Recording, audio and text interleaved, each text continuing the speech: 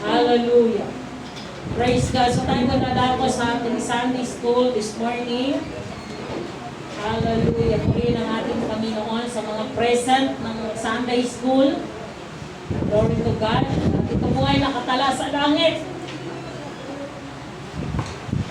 Parang ang init. Isa mo ako sa electric pan na to. Yung matangkad. Pakiharap dito, men. Kasi nasa kabahay.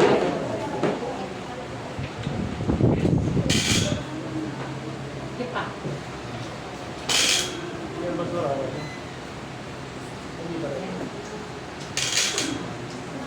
Thank you. Salamat. Are you ready, church?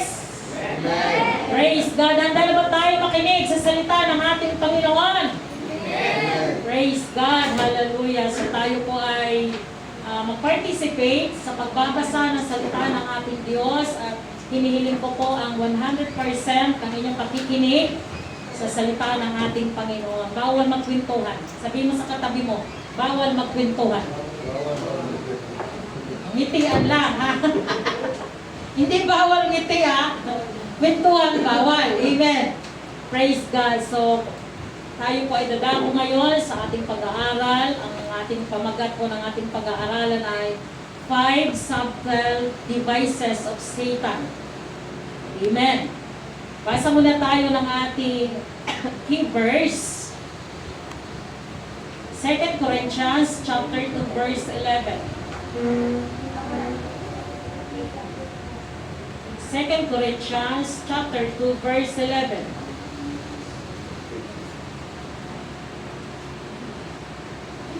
Pwede kayong magbasa mga kapatid kasi parang wala tayong monitor. Meron na ba? 2 Corinthians chapter 2 verse 11. Ay, good drill tayo.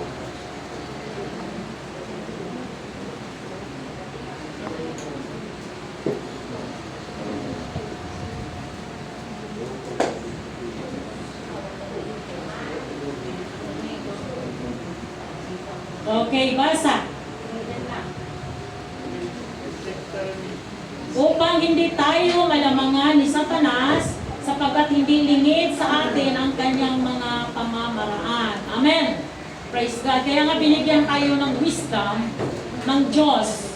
No, yung makalangit na karunungan, hindi po head knowledge, hindi human knowledge, but heavenly knowledge o divine knowledge na nanggagaling sa ating Panginoon, yung the word of wisdom, amen, binigay sa atin ng Diyos para magkaroon tayo ng pag-unawa na maunawaan natin mga kapatid ang mga pamamaraan ni Satanas.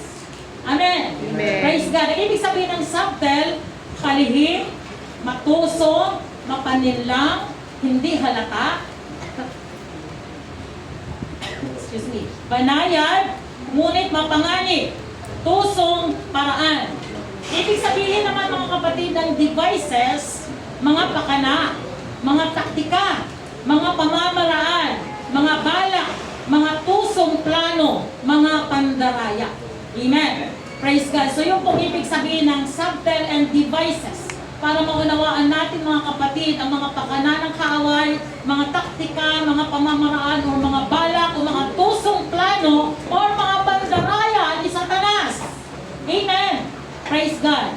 Ang mga devices ni Satan ay kanyang pakana, tusong plano, no, sa iba't ibang paraan upang ilayo ang tao sa Diyos at mahulog sa kasalanan.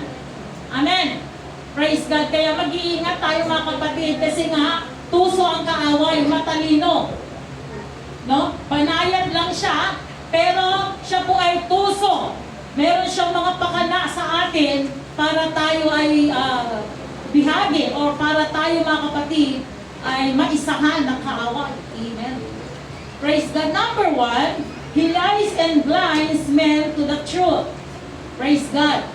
So siya po ay sinungaling. Amen. He lies and blinds men to the truth. Praise God. So siya po ay sinungaling at binubulag niya ang tao sa katotohanan. Amen. Sa John chapter 8 verse 44. Basa po tayo mga kapatid. John 8:44.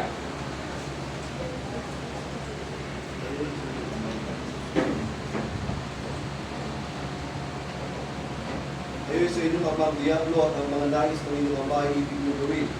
Siya isang mamamatay tao at palanguna at hindi na natili sa katotohanan, sapagkat walang katotohanan sa kanya pagka nagsasalita siya ng kasinungalingan, ay nagsasalita siya ng ganang kanya, sapagkat siya isang sinungaling at ama ito. Yan. Mula pa sa pasimula, sinungaling na talaga si Satanas. Amen? Praise God. Narinig ba natin yung binasa? Amen? Napakaliwanag na sinabi ng Biblia, mga kapatid, na sa pasimula pa lang ay sinungaling na si Satanas. Praise God. At mamamatay tao. Hindi lang siya sinungaling, mamamatay tao talaga siya. Hindi siya pumapanig sa katotohanan kailanman, sapagkat walang puwang sa kanya ang katotohanan. Kapag nagsasalita siya ng kasinungalingan, nagsasalita siya ayon sa kanyang kalikasan, sapagkat siya'y sinungaling at siya ang ama ng kasinungalingan. No, napakadali pa naman magsalita ng kasinungalingan. Tama ba? Kaysa sa katotohanan. Praise God. Kaya sabi nito, ang ama ng kasinungalingan ay si Satanas. Amen. Kapag mga sinungaling tayo mga kapatid, ang ama natin ay si Satanas, hindi po ang ating Diyos. Amen. Amen? Praise God. Fasten your seatbelt mga kapatid. Kasi tayo po ay nasa pag-aaral ngayon ng medyo mabigat. Amen. Sabi nga mga kapatid, hallelujah, wala tayong nakikitang katotohanan kay Satanas. Pawang kasinungalingan, pawang kasamaan. Amen. Lagi siyang naghahasik ng lagim. Naghahasik siya, no? Ng division. Naghahasik siya mga kapatid ng pagkakampi-kampi, ng pag-away-away. No? Yan po ang trabaho ni Satan. Lalo higit sa mga anak ng Diyos na tayo po ay ginugulo ng kaaway. Kaya nga tayo mga kapatid, mayroong espiritu ng Diyos na siyang tumutulong sa bawat isa sa atin para maingatan tayo, maproteksyonan tayo ng ating Panginoong Jesus. Amen. Amen. Para tayo mga anak ng Panginoon ay makapagpapatuloy tayong maglingkod, makasunod sa kalooban ng ating Panginoon. Kaya binigay ng Diyos ang kanyang mga salita. Amen. Ang salita ng Diyos ay dapat nating sundin. Hindi yung tayo ang sinusunod ng salita ng Diyos, bagkus tayo ang susunod sa salita ng ating Panginoon. Amen. Amen. Praise God. At ang salita ng Diyos ay hindi kinokontra. Amen? Huwag natin kontrahin ang salita ng Diyos. Mating mga kapatid, pag kinontra natin na ang salita ng Diyos, Diyos ang kinokontra natin. Amen. Praise God. Hallelujah. Amen. Gising na ba tayo? Amen. Praise God. Kala ko wala akong kausapin. Amen. Praise God. Pangalawa, He puts evil suggestion into our mind. Amen. So, nilalagay ni Satan, no, sa ating mga kaisipan, yung mga suggestion mga kapatid, yung mga kasamaan. He puts evil. No, nilalagay niya sa ating kaisipan, sa ating puso ang mga kasamaan. Amen. Para tayo mga kapatid, hindi natin masinagan ang katotohanan na galing sa salita ng ating Panginoon. Praise God. Diba si Eva, si Satanas na nag-anyong ahas, nagsuggest si ahas mga kapatid. Eva, pag kinain mo to, no, magiging tulad ka sa Diyos. Grabe ano, ang ganda ng kanyang suggestion. Sinuggest niya, pagka kinain mo ito, magiging tulad ka sa Diyos. Hallelujah. Dahil sa napakaganda ng kanyang conversation kay Eva mga kapatid, uy, na-convert. Amen? Yung kanyang suggestion na sinabing, pag kinain mo ito, ay magiging tulad ka sa Diyos, no? Ito po ay isang panghikaya ni Satanas. No? Panghikaya, isang tactics para masira at magkasala si Eva sa harapan ng ating Panginoon. Kaya nung nag-tempt si Eva doon sa mga strategy ni Satan, mga kapatid, nagkaroon ng desire ang kanyang puso na ito ay kainin. At nung kinain niya, mga kapatid, matik nahulog siya sa pagkakasala. Nagkaroon siya ng kamatayang espiritual. Amen. Kaya sabi ng Bible, for the wages of sin is death. Dalawa po ang kamatayan ng tao, physical and spiritual death. For the wages of sin is death. Amen. Amen. Kaya ang kabayaran ng kasalanan ay kamatayan. Kaya nakakaranas ang tao ng kamatayan because of sin sa harapan ng ating Panginoon. Praise the Lord. Hallelujah. Sabi ng John chapter 13 verse 2.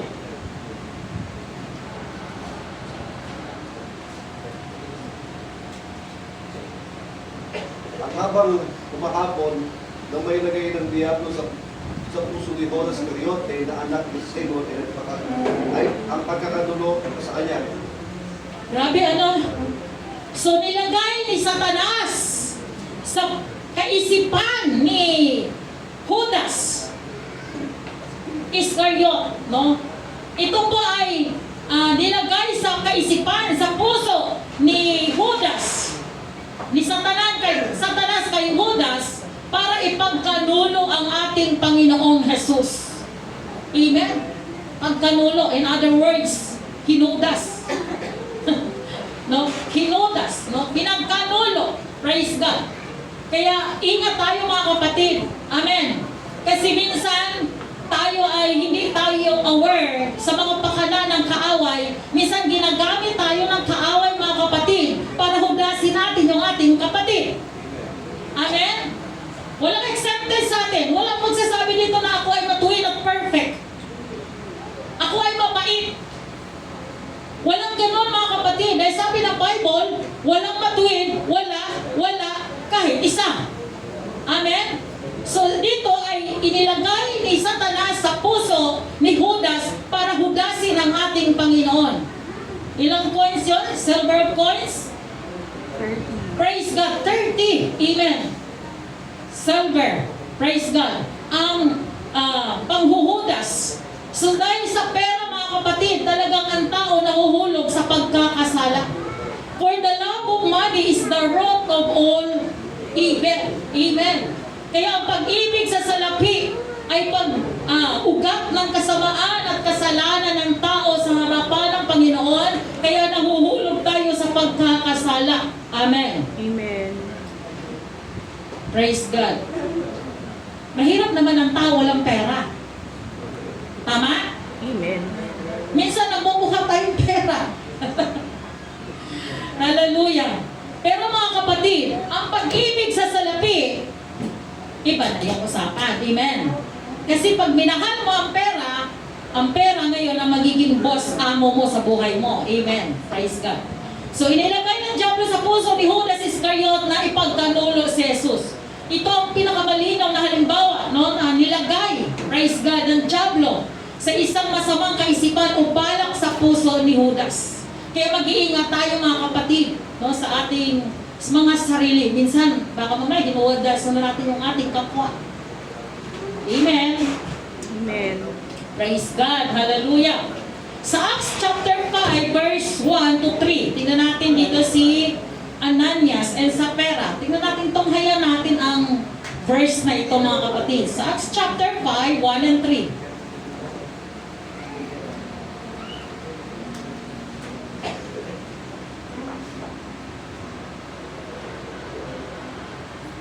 Okay, basa.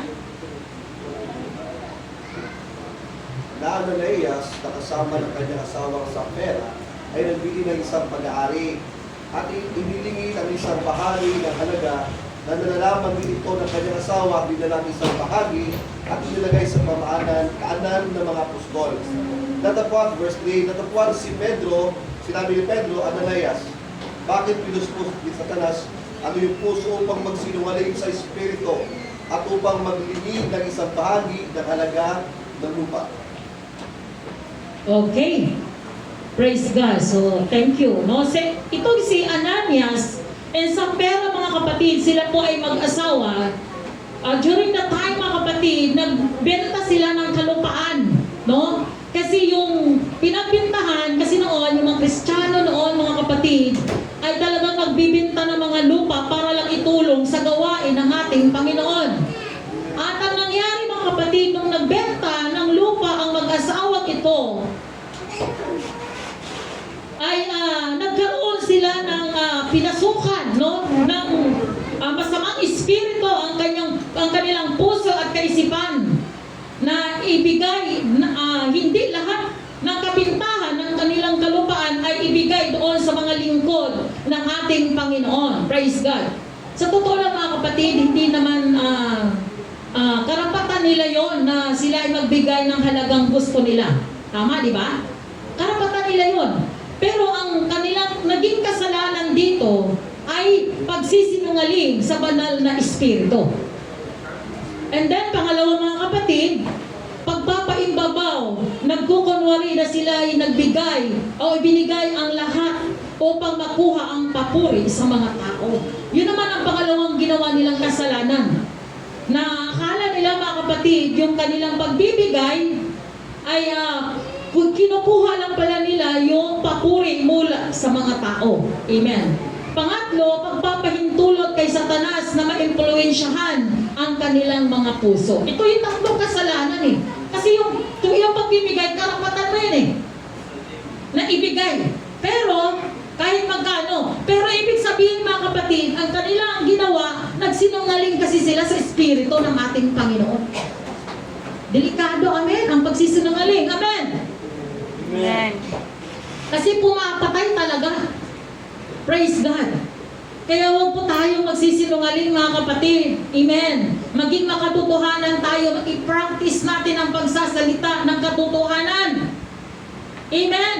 Ipa-practice natin ito. Pagka inudyukan tayo ni Satanas na magsinungaling ka, ups!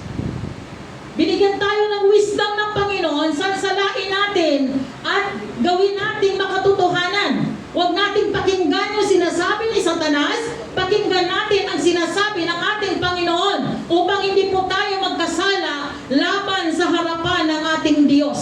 Amen. Amen. Hallelujah! Praise God! Huwag po natin pahintulutan na si Satanas, no, magkaroon ng impluensya sa ating puso, sa ating kaisipan. Amen! Praise God! Hallelujah! He puts evil suggestion into our mind. Kaya minsan mayroong mga nagsasuggest sa atin diyan na hindi tama, hindi mabuti, huwag mo sundin. Right. Amen? Kahit pa pastor ang magsabi sa'yo na ganito gawin mo at tinuturuan ka na hindi tama mga kapatid, huwag mong sundin yan. Amen. Kung dadalhin ka na sa impyerno, sasama ka pa rin? Right. Never! Amen? Huwag tayong sumama. Manindigan tayo sa salita ng Panginoon. What the Lord says. Amen. Na tayo ay tumayo sa katotohanan. Amen. Mga anak ng Diyos, magsigising tayo sa sinasabi ng salita ng ating Panginoon. Magpakatuwid tayo. Gusto pa naman natin ma-rapture. Amen. Amen. Diba? Gusto natin ma-rapture tayo. At gusto natin lahat yun na hindi tayo maiwan sa rapture mga kapatid. Alam natin na sa panahon na tayo ng perilous time, nasa panahon tayo ng mapanganib, panahon na masama, panahon na nakakatakot. Naririto tayo sa generation mga kapatid na sobrang sama na. Kaya mga kapatid, tayo ay mag-wake up tayo sa ating paglilingkod sa ating Panginoon. Hallelujah. Huwag tayong patulog-tulog sa ating Yes, pananampalataya. hallelujah. Kumilos tayo, gumising tayo, magiging malakas tayo sa ating paglilingkod sa ating Panginoon. Amen. Amen. Praise God. Hallelujah. Pangatlo mga kapatid, He promotes an unforgiving spirit. Yan. So tayo tinuturuan ni Satanas na huwag tayong magpatawad. Hallelujah. No, inuudyok niya sa tao na magkaroon ng kimkim, galit, at huwag magpatawad sa kapwa-tao natin. Kaya mag-release na tayo ng kapatawaran. Amen. Amen? Magpatawad na tayo. Kahit hindi mo gusto, kahit napakasama ng ginawa sa'yo, kahit kalagim-lagim ang ginawa sa'yo, matuto tayong magpatawad. pinatawad tayo ng ating Panginoon, magpatawad din tayo, mga kapatid. Amen. Hallelujah. Sa James chapter 3, 14 and 15. James chapter 3, 14 and 15.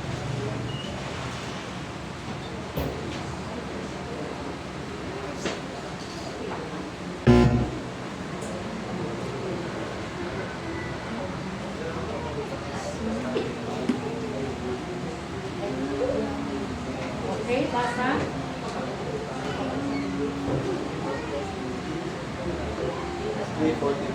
3, 14, 15. Ngunit kung kayo mayroong mapapait ng panlilibugho o pagkakampi-kampi sa inyong mga puso, sa inyong puso, ay huwag ninyong ipagpupuri at huwag magsinungaling laban sa katotohanan.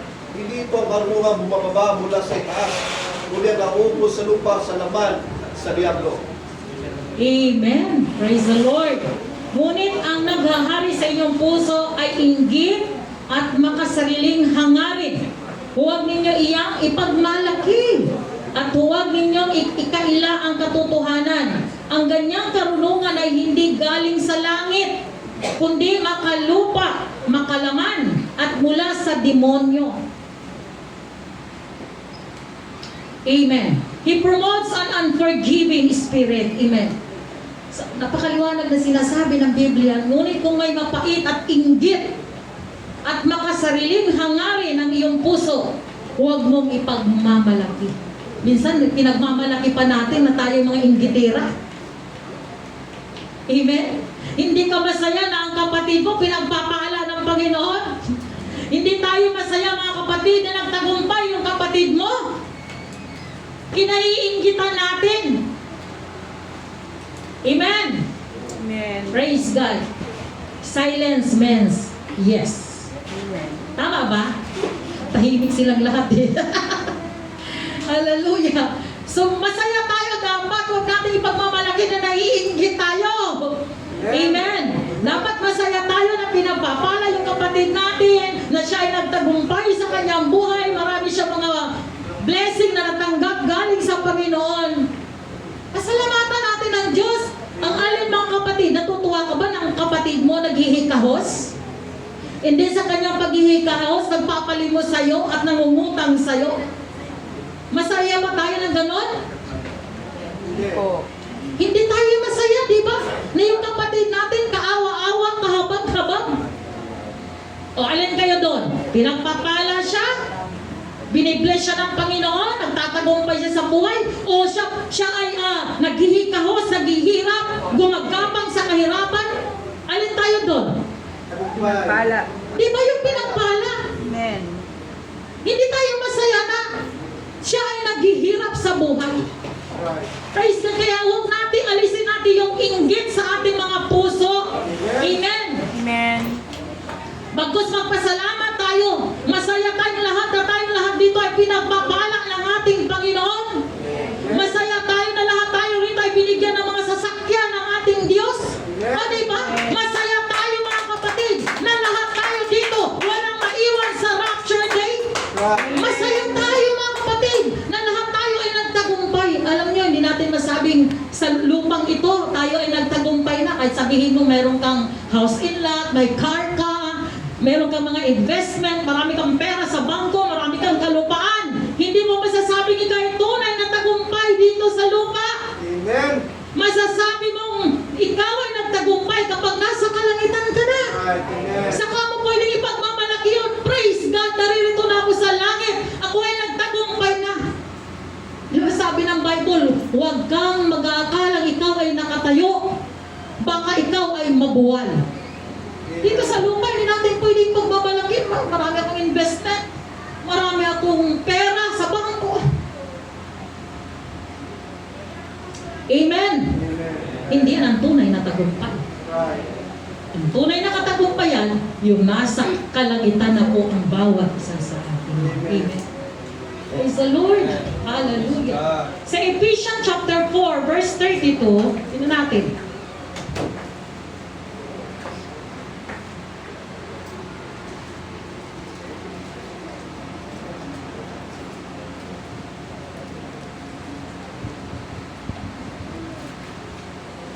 Corinthians chapter 4, verse 32.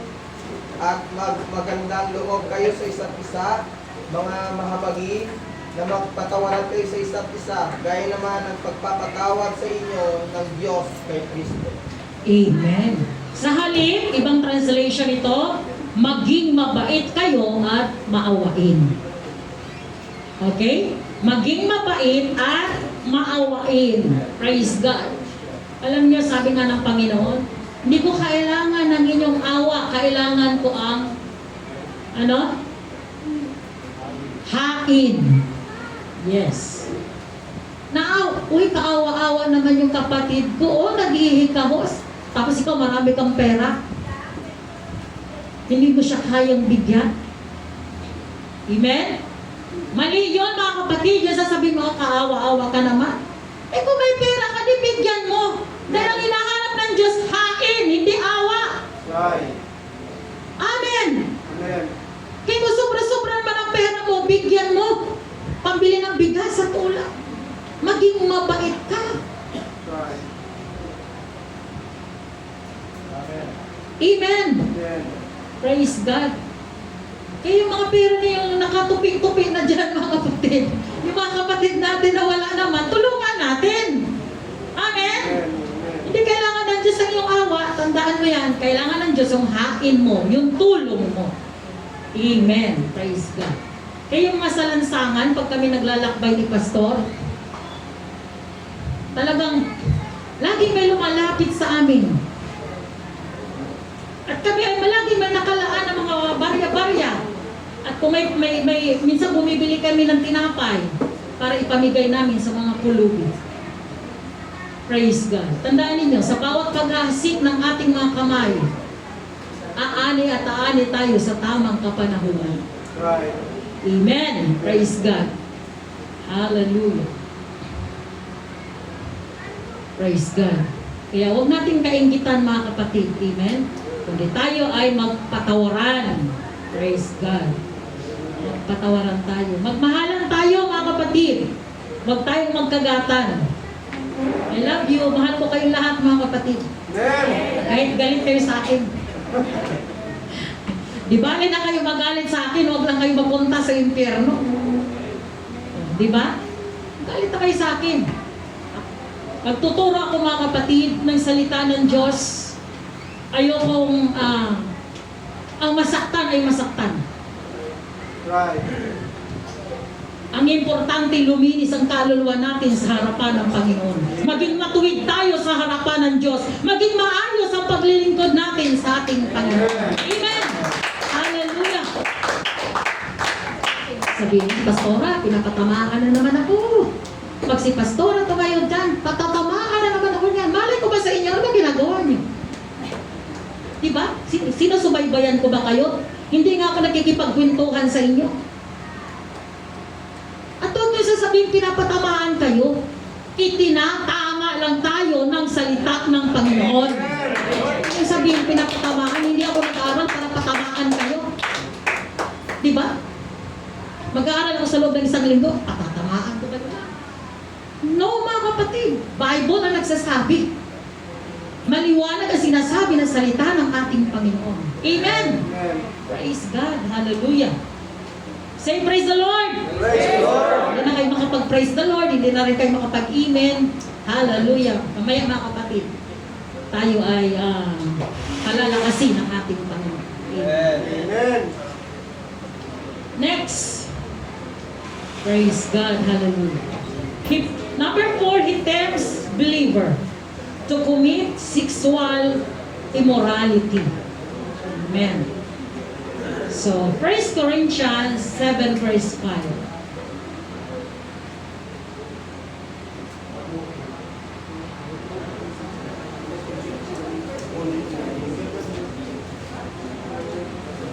First Corinthians chapter 7 verse 1, huwag magpigil ang isa't isa, maliban kung pagkasunduhan sa ilang panahon upang kayo mamalagi sa panalangin at muling kayo magsama. Baka kayo tuksuhin ni Satanas dahil sa inyong kawalan ng pagpipigil. Amen. Hallelujah. Kaya alam niyo, mga mag-asawa, ang intercourse, ang sexual, mga kapatid, ito ay holy in the sight of the Lord. Banal ito sa harapan ng Panginoon kung mag-asawa kayo. Pero kung hindi kayo mag-asawa, aba, huwag yung gagawin nyo. Amen? So ito sabi mga kapatid, ito po ay tinitempt tayo, mga believer, na makapag-commit ng sexual immorality. So aware tayo mga kapatid, this is warning ng ating Panginoon. Doon sa may mga relationship dyan, no? Ay mag-iingat tayo na tayo po ay hindi nagkakasala sa harapan ng ating Panginoon. Amen? Pastora, holding hands lang naman to eh. Saan ba nagmula ang pagkakasala? Sa puso, sa isip, saan galing? Sa puso. O, di ba? The abundance of the heart. Nagre-reflect sa ating outward appearance. Amen. So doon nagmumula yung mga kapatid, kaya huwag nating pahintulutan na makasingit si Satanas sa ating mga buhay. Amen. Huwag po nating pahihintulutan na siya ay makasingit, dahil pag siya ay nakasingit sa buhay natin, isa po tayo mga kapatid na talagang matatamaan tayo ni Satanas. Amen. Amen. Ang pinag-aaralan natin sa mga latecomers, 5 subtle devices of Satan. No? 5 mga kapamaraanan na mga pakana ng demonyo sa mga buhay natin. Amen. Panglima mga kapatid, Satan tempts Christian to be unfaithful to God. Tinuturuan tayo ni Satanas na hindi maging tapat sa harapan ng ating Panginoon. 2 Corinthians chapter 11 verse 3.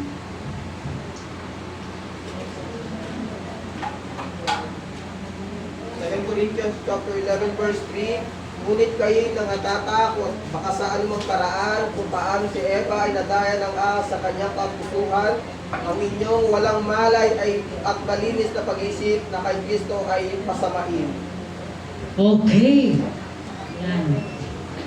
Dito sa ibang translation, ngunit nag-aalala akong baka malason ang inyong isipan at mailayo kayo sa tapat at dalisay na pananampalataya kay Kristo, tulad ni Eva na nalinlang ng ahas. Amen. So, ito po mga kapatid ay ina-advise ni Apostol Pablo na tayo po ay mag-iingat. Baka tayo malinlang na katulad ni Eva na iligaw ang kanyang isip mula sa tapat na dalisay. Isang nakita natin mga kapatid na si Eva ay meron siyang tinatawag na devotion sa ating Panginoon. Meron siyang tinatawag na tamang relasyon, tamang commitment sa ating Diyos. Banal, banayad, meron siyang kabanalan na galing sa ating Panginoon. Pero ito isang iglap lang na gawa ng kaaway na iligaw sa Eva. Yung kanyang kaisipan na twist mula sa katotohanan at napunta sa kasinungalingan at sa kasamaan. Amen. Yung banayad mong kaisipan, yung malinis mong puso at isip mga kapatid, kapag pinasok ito ng kaaway, isang iglap lang, magkakasala tayo sa harapan ng Panginoon. At ito ang magiging rason para magkaroon tayo ng gap in between, no? God and man. Praise God. Magkakaroon tayo mga kapatid ng division sa harapan ng ating Panginoon. Amen. Nililinlang ni Satanas ang mga mananampalataya upang mawala ang kanilang katapatan sa Diyos. Totoo ito mga kapatid. No, naging tapat ka na sana. No? Naging tapat ka na sana. Pero na-impluensyahan ka ni Satanas na wala tuloy yung katapatan mo sa ating Diyos. Di ba? Pwede ba natin yung i-preserve yung ating mga sarili sa pagtatapat natin sa ating Panginoon? Kaya ba natin i-preserve ito mga kapatid? Yung katapatan natin sa Panginoon? Na hindi tayo maisahan ni Satanas o hindi tayo ang tawag nito? Malinlang ng demonyo, mga kapatid, na gumawa ng kasalanan at kasamaan against God. Kaya pa natin i-preserve ang ating mga sarili. Amen. Kaya sa tulong ng ating Panginoon. Kasi, alam natin what is right and wrong. That's right. Diba? Mamuhay tayo sa katotohanan. Hindi doon sa kasamaan. Kasi kung mamumuhay tayo sa kasamaan, hindi na mapipreserve yung ating kabanalan or katapatan sa harapan ng ating Panginoon.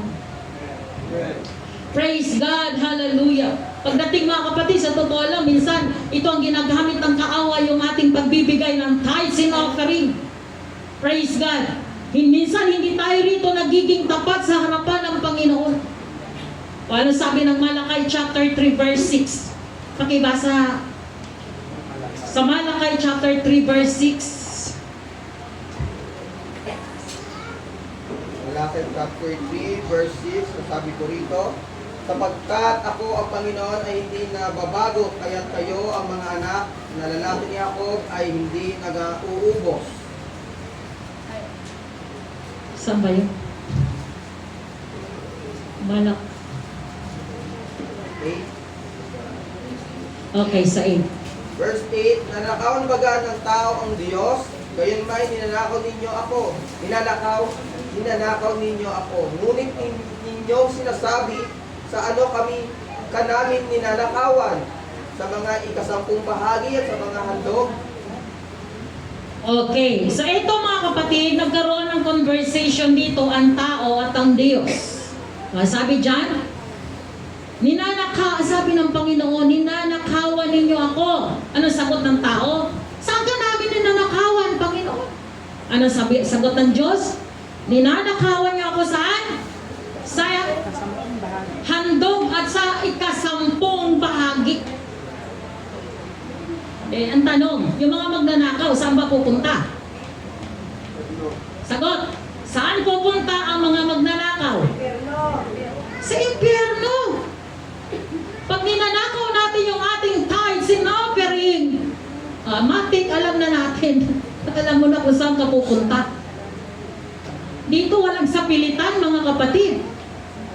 Pero kung kaya nating sundin ang salita ng Diyos, why not na hindi natin sundin? Amen? Why not na hindi ka maging tapat sa pagbibigay ng iyong tithes and offering? Huwag mo sasabihin na tithes lang or offering lang. Kasi sa offering, doon lang ako pagpapalain ng Panginoon. Hindi totoo yun. Ano sabi ng Malakay chapter 3 verse 10 to 11? Try me. Subukan ninyo ako na inyong ibigay ang inyong tithes and offering. Kundi bubuksan ko ang durungawan ng kalangitan. Naghahamon nga ang Diyos try me nga Subukan ninyo ako na ibigay ninyo ang inyong tithes and offering. Dahil ang pangako ng Panginoon, bubuksan niya ang kalangitan para ibubuhos ang mga pagpapala na walang sapat na kalalagyan sa ating buhay. Pastora, pinagpapala naman ako ng Panginoon kahit hindi ako nagbibigay Kapatid, iba yung pagbuhos ng blessing ng Panginoon at iba ang wisik-wisik. Kita mo? Baka nararanasan mo na ngayon, wisik lang. At hindi pagbuhos. O, saan kayo? Papiliin ko kayo. Wisik-wisik lang or buhos? O, di ba? Anong gusto niyo? Drum-drum? Baldi-baldi? O, ano isa? Salita. Pumili kayo doon, mga kapatid. Malita. O, drum-drum, baldi-baldi, o planggana. Alin bang malaki? Malita o drum? Drum. Malita. Marami naman. Di ba mga kapatid? Siyempre doon tayo sa mas malaki at marami. Gusto natin yan, di ba? Pero hindi naman natin kayang sundin. Hindi naman natin kayang sundin. Magpakatapat tayo sa harapan ng Panginoon. Hindi lamang mga kapatid na mamuhay tayo ng ano ba sinasabing katapatan? about giving. Diba? Ano pa? Yung mamuhay tayo ng may kabanalan sa harapan ng Diyos. Amen. Sino kumakain sa Jollibee dito? Amen. At sa McDo? Diba? Pagkakain ka sa McDo, pwede mo ba sabihin, nung nabusog ka na, ay salamat, busog na ako, McDo, uwi na ako, kasi nabusog na ako. Hindi ka ba magbabayad? Hindi ba tayo magbabayad? Bayan. Hindi ba tayo magbabayad? Bayan. Magbabayad tayo. Or else mga kapatid, kumain ka sa Jollibee, tapos nagbayad ka sa McDo. Dito ako kakain, mamaya doon ako sa McDo magbabayad. Bayad muna bago kain. Tama ba yun? Dito ka kumakain, tapos doon ka nagbabayad? Hello mga kapatid! Mali, mali. Praise God! So, diba? May kaisipan tayo. Ano ka? May tama o may tama? Tama. Ha? May tama ka o may tama? Tama ka o may tama? May tama. May tama ka. Dito ka kumain, tapos doon ka magbabayad sa McDo. Sa Jollibee ka kumain, tapos doon ka magbabayad sa McDo. Eh di may tama ka nga. Amen! Hallelujah! Praise God! Ano, masakit? Masakit ba mga kapatid? Simple illustration. Kung inyong naunawaan at naiintindihan, I do believe matatalino kayo. Amen. Mga anak kayo ng Diyos eh. Right. Matalino nga si Satanas, tayo pa kayo mga anak ng Diyos. Amen. Diba? Simple illustration ang sinasabi ko sa inyo mga kapatid. Sarah, excuse me, paano pala yung kumakain ka sa Jollibee na hindi naman nagbabayad? Gaya ko, kumakain ako ng Jollibee, hindi ako nagbabayad. Walang ganon. Nilibre daw, pastora. Iba yung libre. Iba yung libre kapatid. Ibang usapan na yun. Hallelujah. Deuteronomy chapter 12 verse 6. Tingnan natin.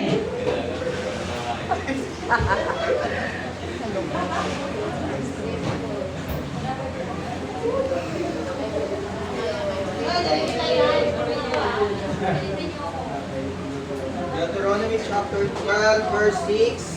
At doon ninyo dadalhin ang inyong mga handog na susunugin at ang inyong Makinig. mga kain at ang inyong mga ikasampung bahagi at ang handog na itataas ng inyong kamay at ang inyong mga panata at ang inyong mga kusang handog at ang mga panganin sa inyong mga bakahan at sa inyong mga kawan. Okay, isa-isahin natin. Huwag ka munang umupo.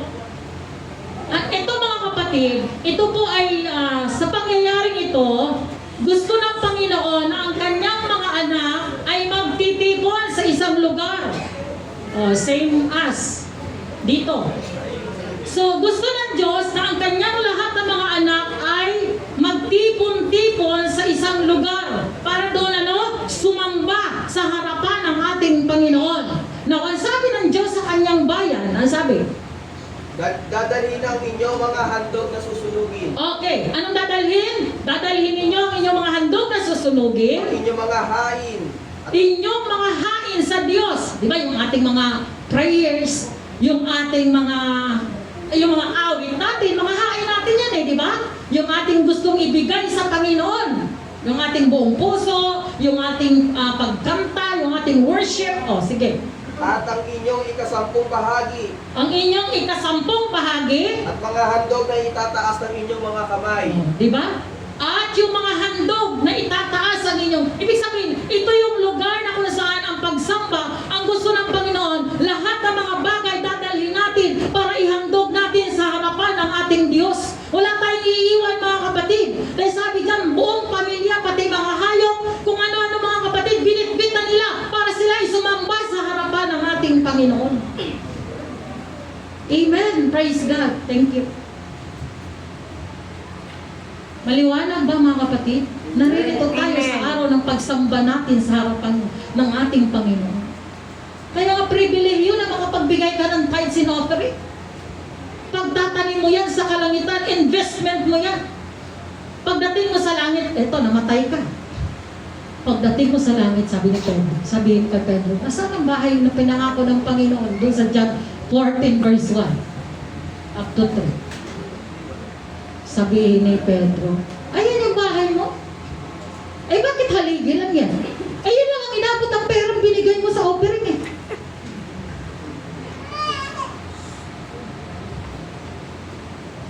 Amen? Basta hanap ka ng mansion. Saan kayo yung bahay ng mansion ng pangako ng Diyos? Eh mag-i-invest nga tayo ng kayamanan sa kalangitan eh. Di ba? Ano ba pangako ng Diyos? Tahanan. Nakuha niyo? Amen. Tahanan ng Diyos. At tahanan ng bawat isa sa atin, bahay. Eh kung haligi lang naman ang kinaya doon sa ibinigay mo. Kaya pribileyo natin mga buhay pa tayo. Eh kung patay ka na, hindi ka na makapagbigay. Di alam niyo mga kapatid, gusto kong liliwanagin ko sa kaisipan ninyo. Hallelujah. Ang mga bagay na to, ay, nagbigay tayo ng tithes, yayaman yan si pastor. Sabi ng Bible, saan nabubuhay ang mga lingkod ng Diyos? Kung saan ka gumagawa, doon ka nabubuhay. Tama? Kung nagtatrabaho ka sa sekular, sa labas, doon ka mabubuhay. Tama? Sabi ng Bible, mga kapatid, ang mga lingkod ng Diyos nabubuhay. Saan?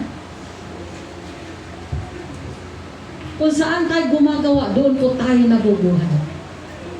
Amen. Kaya huwag niyo sasabihin, huwag niyong kainggitan ang pastor ninyo na pinagpapala ng Panginoon. Ay, may kotse na si pastor, may bahay na yan. Huwag na natin ibigay yung tithes natin kasi mayaman na yan si pastor. Nung na-aksidente nga si pastor, ayaw nga magpadala, eh, wala nga pera eh. Mayaman ba yun?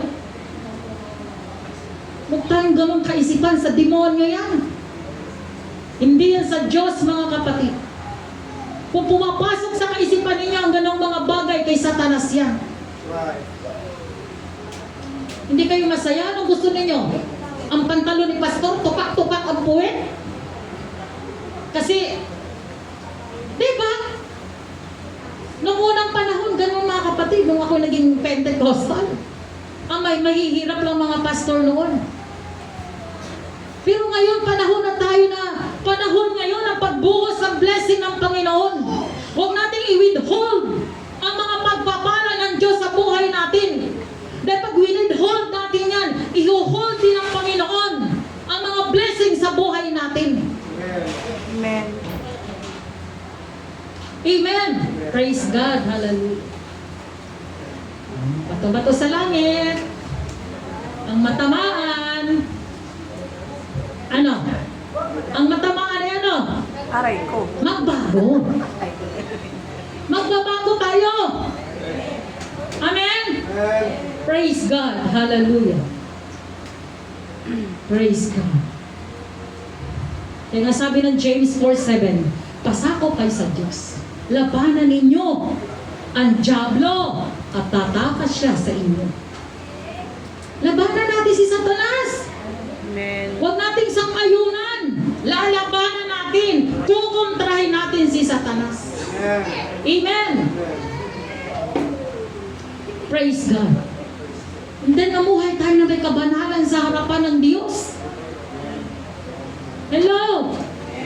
Mamuhay tayo na may kabanalan sa harapan ng Diyos. Tandaan ninyo mga kapatid, ang kabanalan ng Diyos nakamamatay. Pumapatay ang holiness of God. Praise God. Hallelujah. Bakit tayo hindi pa namamatay? Kasi because of grace. Nasa dispensation of grace tayo. Sabihin ng Panginoon, huwag mo muna yan patayin. Bigyan mo muna ng pagkakataon niya. O, di ba? Yung grasya ng Panginoon na nagpipreserve sa bawat isa sa atin, kaya hindi pa tayo pinapatay ng ating Panginoon. Matindi ang kabanalan kung pag-uusapan natin. Kaya matakot tayo, mamuhay tayo ng banal sa harapan ng Diyos. Ang sabi ng Bible, without holiness, no man shall see the Lord. Hindi po natin makikita ang Panginoon kung hindi po tayo namumuhay na may kabanalan sa harapan ng Diyos, inside and outside appearance ng buhay natin. In and out. Nagre-reflect po yan sa buhay natin. Amen? Kaya mamuhay tayo na may kabanalan, nasa katuwiran ng ating Panginoong Jesucristo. Praise the Lord. Hallelujah. Naunawaan po ba natin ang salita ng ating Panginoon? Amen.